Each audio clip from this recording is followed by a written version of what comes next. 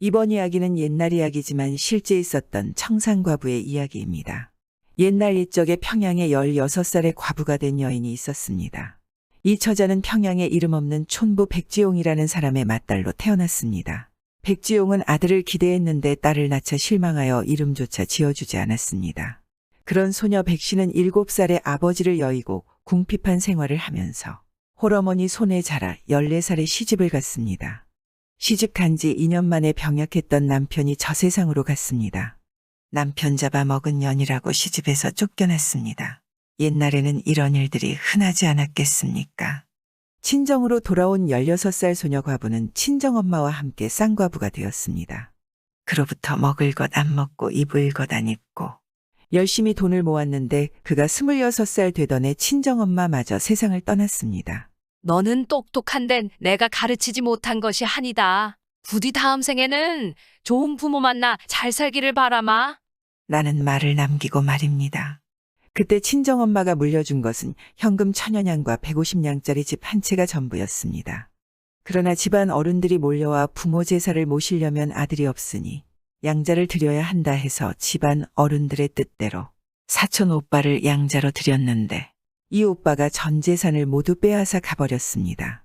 그래서 26살의 빈털터리가 된 과부는 다시 이를 악물고 돈을 모았습니다.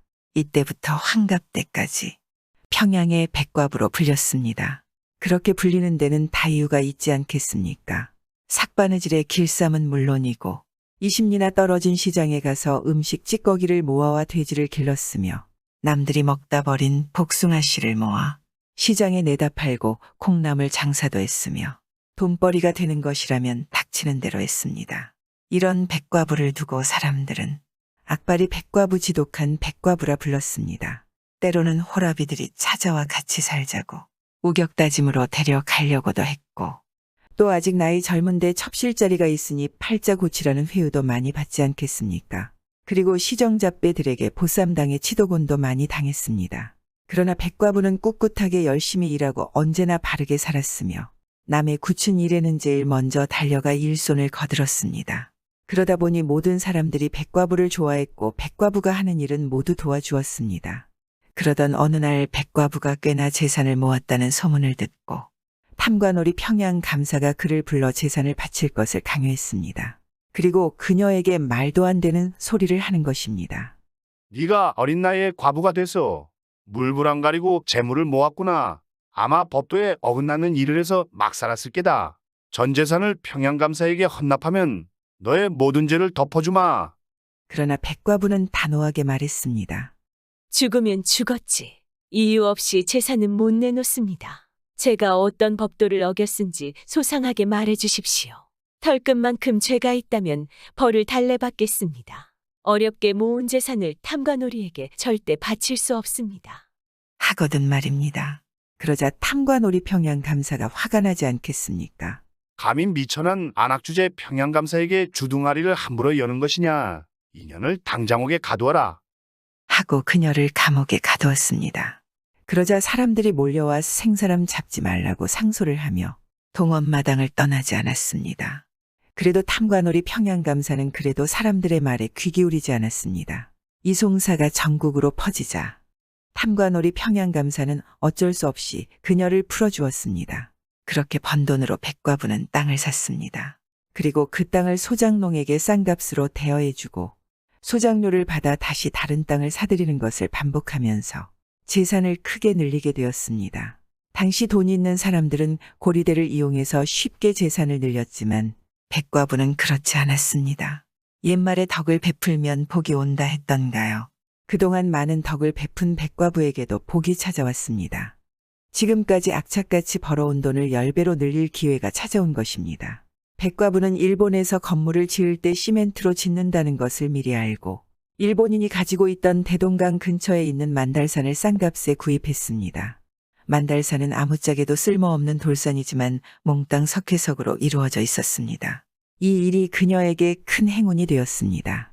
얼마 후 시멘트가 대대적으로 필요하게 되면서 시멘트의 원료인 석회석이 가득한 만달산을 일본인 시멘트 업자에게 10배가 넘는 가격으로 되팔았습니다. 그렇게 부자가 된 백과부는 1908년 환갑을 맞았습니다. 대동군 고평면 고향에 커다란 다리 하나를 놓았습니다. 그 이유는 이랬습니다. 이 동네는 마을 중앙으로 큰 냇가가 있어 평소에도 물이 많아 잘 건너지를 못했는데 어느 날 백과부가 강 근처에 갔는데 하나나기 갓난아기를 업고 서럽게 울고 있는 것입니다. 그래서 안악에게 물었습니다. 무슨 일로 이릿을 피우는 것이냐? 너무 서러워 보이는구나. 그러자 안악이 눈물을 훔치며 말하는 것입니다. 지금 아이가 아파서 의원에 가야 하는데 저 강물 때문에 갈 수가 없어서 이렇게 울고 있었던 것입니다. 백과부가 잘 보니깐 자신도 이 강물 때문에 일을 하지 못할 때가 많고 곤궁에 처할 때가 있었습니다. 그래서 다리를 놓은 것입니다. 이곳에 큰 다리를 놓으니 마을의 큰 경사가 아닐 수 없지 않겠습니까? 마을 사람들이 백과부를 크게 칭송하자 돈이란 아무리 아까워도 써야 할 곳엔 꼭 써야 하지요. 그러려고 악착같이 번 것 아니겠습니까? 라고 했습니다. 사람들은 이때부터 백과부를 백선행이라 불렀습니다. 그리고 선행은 이름도 없던 백과부의 이름이 되었습니다. 그 뒤에도 백선행은 그 이름이 부끄럽지 않게 많은 사제를 털어 또 배우지 못한 어머니의 한이면서 자신의 한이었던 학교를 세우고 또 장학재단을 설립했습니다. 당시 평양에 있는 거의 모든 학교가 백선행의 기부금으로 운영될 정도였다고 합니다. 또 독립운동가 선생이 평양의 조선인을 위한 도서관을 건축하자고 하자 현재 가치로 150억 원 상당의 공사비와 운영자금을 제공했습니다. 그래서 1933년 5월 86을 일기로 세상을 떠날 때 35만 원, 현재 가치 350억 원의 재산은 한 푼도 남아 있지 않았습니다.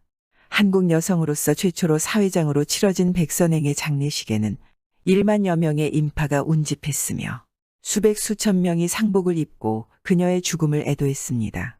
300개가 넘는 화환과 만장 등이 늘어선 장례 행렬은 10리나 이어졌다고 합니다. 당시 평양 시민의 3분의 2인 10만 명의 시민들이 거리로 나와 평양 백과부의 마지막 길을 배웅했다 합니다. 16에 된 나이에 과부가 되어 수절한 그녀에게 자식은 없었지만 그녀를 어머니로 섬기는 청년은 수백 수천을 헤아렸고 평양시 전체가 그를 애도했다 합니다. 백선행은 돈이 얼마나 아름답게 쓰일 수 있는지를 알려준 최초의 부자였답니다.